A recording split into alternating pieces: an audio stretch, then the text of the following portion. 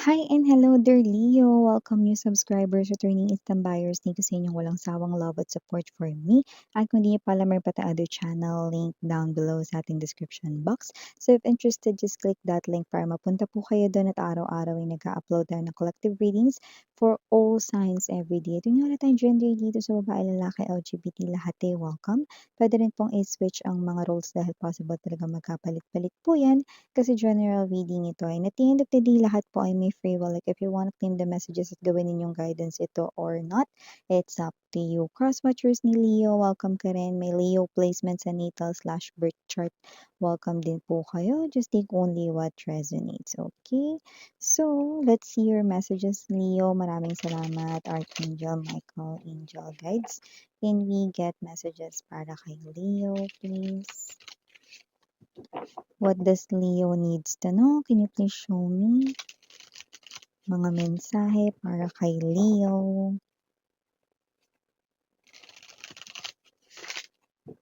Leo.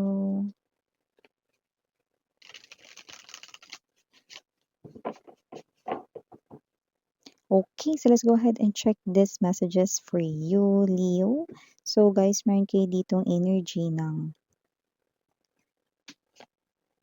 Five of Wands, Eight of Coins, Ace of Cups, the Star, excuse me, Knight of Wands, Four of Cups. Bottom of the deck we have for you, Leo, Eight of Cups, Two of Coins, and the Lovers. Okay, Leo, no? So, nakikita natin dito, mukhang meron ka na kakompetensya rito. Yung iba ito ay sa work, no? O yung iba naman ito ay sa love life area. Pwedeng may nililigawan ka pero may karibal ka. Or baliktarin niyo na lang, pwede may nanliligaw sa'yo 'no, at meron pang isa pang may gusto sa'yo na puwedeng siya yung nakakaalam nun. Kasi iba sa inyo, nakita ko rito, you're clueless about it 'no. Possible na hindi mo pa alam na meron pang isa pang nagkakagusto sa'yo, okey? So, yung iba naman, ito ay sa inyong work. But definitely ano at ano man 'yan, lalo na kung 'yan ay competition sa work 'no, okey? You will be number one, number one, number one, Leo, 'yan. I do pick up na ikaw yung mapipili diyan kung yan ay, isang project, okey, naghahanap diyan ng magle-lead or magiging leader 'no, or someone na mamumuno, okey, I do pick up na sa'yo yan i-a-assign or ibibigay. Because you will be the most qualified na nakikita natin for that posisyon, yung iba promotion yan or for that, kind of work 'no, kaya mo daw i-handle yan. Like wala silang ibang mapipili rito kahit na may mga iba pa rito na parang gusto din 'yan, ikaw at ikaw pa rin ang mapipili 'no. At kung ito naman ay sa larangan ng pag-ibig 'no, nakikita natin dito may mga kakumpetensya ka man or meron ka man ditong karibal 'no, nakikita ko mas lamang ka, yes, nakakalamang ka. So ibig sabihin 'no, ang laban ay mas, nakikita natin 'no, sa iyong side 'no, ang pagkapanalo, ang victory ay mas nakikita natin sa iyong side. Definitely, ibig sabihin nahuhulog na rin yung taong gusto mo sa'yo. Ayan 'no, nagkaka-feelings na siya. Okay, sorry about that commercial mga babes 'no. Pag-usapan na natin ang iba pang mga nakikita nating mga messages dito. So with the Eight of Pentacles energy and the Knight of Wands ha, meron ako dito nakikita puwedeng sa trabaho mo 'to or sa negosyo, okay. Pero yung iba mga babes, so nakikita ko rito lalo na kung kayo ay may negosyo, doesn't have to be na small business or big business, kahit alin 'no. Pero may nakikita ako rito na maaaring, magsimula ito sa umpisa na maliit lang. Paano yun, Miss Yana? Meron ditong possible na mangungupit, mangunguha rito ng pera, magsisimula sa maliit lang 'no, hanggang sa palaki na yung kukunin niya rito ano. So hindi ko naman nakikita na itong tao na 'to ay aabot dun sa punto na, mananakit na physically or, magho-hold up na rito or whatsoever 'no. Pero yun nga 'no, maaari kasi maapektuhan dito yung kita mo. So may mga nakikita ko dito malikot ang kamay 'no, at nakikita natin yun dito, Leo. Kaya naman, kayo ito 'no, na maging attentive, maging mas aware at observant, maging matanglawing 'no, in other words. Kasi meron ditong person na nakikita ko na posibleng, alam mo yon 'no, kumobra rito 'no, maliban doon sa dapat ay makukuha niya lang. Okay, so may gano'ng klase ng energy. Yung iba puwedeng 'yan ay business partner ninyo, okay. Kaya mag-ingat kasi maaaring there's also a twist sa words lalo na, okay, baka gumamit pa siya rito ng mga words 'no, na parang rito na i-persuade kayo or i-outsmart kayo. So mag-ingat kayo diyan, okay. So maliban diyan may energy rin dito mga babes 'no, with the Ace of Cups and the Four of Cups. Meron ditong energy 'no ng new love 'no, para naman dun sa ating mga single na Leo people. Possible na meron diyaan na person na isa na diyaan ang iyo ritong one true love. Pero possible daw na matanggihan mo yang tao na yan kasi baka maguluhan ka or hindi mo kaagad maramdaman 'no, na yang tao na yan yung the one for you. Paano yun miss yan? Look at this Four of Cups. Isn't it na ito yung pinakapuno yung laman at pinakamalaking cup kaysa sa mga nasa ibaba? Okay, pero look at your reaction 'no, "Ay ayoko, yan 'no, ayoko niyan." But the sword inside that 'no, hindi ba yan miss yan yung panghalo or stirrer niyan? Ang meaning ng sword diyaan mga mahal 'no, ay ang katotohanan, ang truth 'no, lies with this person na posible mong matanggihan. Huwag kayong mag-alala 'no, dahil yang tao na yan ay kung sakaling matanggihan mo ngayon, okay, kayo ay magkikita ulit niyan. Pero yun nga lang magkakaroon ng delay, okay. Kasi may mga panggulo rito, baka may mga iba ka pang mga option sa paligid mo 'no. So dito gamitin mo yung intuition mo para maramdaman. Kasi mafi-feel mo yun. Baka dahil maguguluhan ka lang dahil puwedeng may mga other options ka, pero yung iba walang other options na other suitors or manliligaw. Parang may iba ritong mga rason like may mga iba kang dini-deal na mga personal problems at mga dapat asikasuhin, okey? Puwedeng gano'n 'no, okey? Pero yun nga 'no, this love will approach you 'no, from the looks of this 'no, this might happen here 'no, if not January 2026 'no, ngayon na 'to.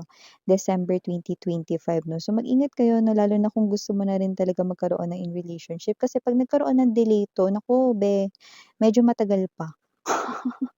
Kung kailan kayo ulit magkikita niyan 'no. So ngayon 'no, sa kanyang pagdating, okay, puwede ka pa namang maghanda kasi iba sa inyo 'no, marami sa inyo ito ay coming pa lamang or parating pa lang this December 2025 at yung iba January 2026. Kaya, okay, 'pag may dumating na opportunity 'no, pakiramdaman niyo siya, 'yan 'no. Okay, so may gano'ng klase. Yung siya ang magpupuno ng iyo ritong empty cup, tignan mo. 'Di ba puno yung laman nito? 'Yan 'no, siya lahat rito magpupunan ng lahat ng pangangailangan ninyo 'no. Maaaring ang favorite color mo ay blue, pero definitely I'm getting that this is the sky will be clear, okay. So definitely 'no, itong tao na 'to 'no, will be your blue sky, yan yung nakikita natin dito 'no. So, ang ganda siya yung magpupunan ng empty cup mo, 'yan oh. Lahat ng nabaling paniniwala mo sa love dahil sa mga quents mo ritong mga nakarelasyon, siya ang magtatanggal lahat niyan. Bongga, 'di ba? And for some reason nakakuha tayo ng initial sa kanya 'no. Letter G, letter B is what I'm seeing right in here 'no, and letter E, okay? Could be parts of the letters or names, just take how this resonates, but could be the first letters, okay? So, maliban diyan Leo, may energy rin dito 'no, that with the two of coins possible rito 'no, na meron ka ritong bilhin pero mabibili mo 'yan ng hindi ka makakaramdam ng, "Ay ano ba 'yan, gumastos ako." Like wala kang gano'n, kasi meron ditong energy 'no, na puwedeng kung may mga anak ka na 'no, dalawa yung anak mo let's say 'no, parehas nilang gusto ng kunyari laruan 'no, magkaiba yun, mabibili mo yun both nang hindi ka rito makakaramdam ng, "Ano ba 'yan, natapisan yung ipon ko." Kasi meron ditong energy 'no, na posibleng magkapera ka talaga this holiday season, 'yan 'no. So, I don't know, maybe yung iba dito kasi nakita natin 'no, puwedeng may negosyo kayo, baka diyan padaanin ni universe yung pera 'no, pera kasi ito. Ng iba naman, kung may trabaho kayo na maliban pa 'to doon sa Yun yung 13th month pay at Christmas bonus. Taray 'no? At, maliban diyan, sa holiday season, 8 of Cups energy, possible na bago magpasko ay posibleng, kontakin ka rito ng ex mo. Kung sino 'to sa ex mo, lumalabas na ito yung pinaka-recent or yung huli mong naka-break, 'yan. So kung sino man yang ex mo na 'yan, Leo, 'no, nakikita natin dito 'no, na wala yang pera. Kokontakin ka niyan, makikipag-ayos yan sa'yo, pero uundayin ka niyan, sisegundahan ka niyan 'no. Mga ilang araw lang yung pagitan na pakikipag-usap niya sa'yo, "May pera ka ba diyan?" 'Yan oh, may problema siya sa pera, oh. Bumabalik lang 'no, kasi para siya ritong surot. Yan nakikita natin dito 'no, wala 'tong pera, 'yan mga babes 'no, may kailangan lang 'yan, So, maliban diyan kung meron na kayo ngayon naka-in relationship, at mukhang toxic na ang inyo ditong relationship 'no, sa 2026 matatauhan ka na, 'yan oh, nakikita kong ika-cut off mo na 'yan dahil alam mo na hindi na 'yan makabubuti para sa'yo, sa well-being mo, hindi ka na rin naggo-grow sa relationship ninyo na pero ang maganda, yun ay blessing in disguise 'no, kasi kahit umiyak ka diyaan 'no, may parating rito na talagang taong para sa'yo, 'yan 'no. Kung tingnan ka niya ganyan 'no, yung parang you mean the whole world for this person or you will mean the whole world for this person and look at the car, it's so expensive 'no. So kung sino man 'tong energy na 'to, this person here is someone who's abundant, hindi lang dito sa kanya rito na financial world 'no, kundi pati na rin sa kanya rito 'no, na pagkatao, character, personality, and behavior, panalo, okey. So, tama lang talaga na natauhan ka rito dahil papasok ang tunay na pag-ibig sa'yo. And I'm seeing 3 hearts right in here na possible na magkaroon kayo ng anak nitong tao na 'to, like 3 children, okey. And also, if not 'no, lalo na for my LGBTQs, 3 means I love you and that's beyond, like unconditional love 'no, beyond infinity 'no. So, gano'n yung klase ng nakikita natin ditong companionship, partnership that will definitely 'no, na nakikita ko rito na very contented at satisfied ka, Leo. Okay, and aside from that, sweetheart 'no, meron din ditong energy na puwedeng ewan ko dito, parang may energy rito na kakilala mo ta's parang, ewan ko kung mangungutang ta's may isasanla sa'yo, sasabihin tunay yun pero hindi, okey? It's something here that's fake, okey? At nakikita natin dito like let's say, iwan ko muna sa'yo 'to mare, 'tong iPhone ko, pero yung iPhone niya pala 'no, hindi pala yung binili sa Apple Store. Or hindi pala yun gawa ng iPhone, yun pala ay parang replika 'no. Alam naman natin 'no na ngayon ay mga gamit ay nare-replicate na rin 'di ba, nadu-duplicate, nakokopya 'no. So may energy-ng gano'n, eh. So parang, 'di ba yung mga nangyayari ngayon like, "O sige iPhone, sige," para 'pag kunyari hindi siya nagbayad sa'yo na yun 'no, benta mo 'di ba. Pero hindi, kung ano man 'to, example ko lang yung cellphone, okey. Pero puwedeng 'yan ay alahas na, "Mare iwan ko muna sa'yo 'tong ano, gold necklace ko ano talaga 'to, 55 carats." Example ko lang 'yun 'no, pero hindi 'yun tunay na gold, hindi 'yun solid gold, hindi 'yun kung ano man 'yan 'no, diamond, whatever 'no, sasabihin niya sa'yo na naku, it's a fake, 'yan 'no. Nakikita ko dito na hindi rin magbabayad 'yan, lalo na nakita ko dito hindi kayo masyadong close, pero kakilala mo siya. Okay. So, maliban diyan Leo 'no, nakakita rin tayo rito ng energy na posible rito 'no, na meron ditong, travel mo na mapo-postpone or hindi matutuloy, pero okey lang kasi maganda nga yun, eh. Kasi kung ano man ito, yung araw na matutuloy yan parang mas okey para sa'yo. Paanong gano'n, Miss 'yan? Kunwari ganito, 'yan ay outing with friend, hindi kayo kumpleto diyan pero lahat okey na. "O sige sama kami diyan, join kami, pupunta kami," ganyan 'no. Pero meron ka diyang 1 or 2 friend na hindi makakasama kasi puwedeng meron silang ibang, lakad or ibang gagawin sa araw na 'yan 'no. Pero tuloy na 'no, yung sana lakad ninyo. Pero 'yan, kahit 'yan ay tuloy nag-agree na rito, hindi pa rin 'yan matutuloy.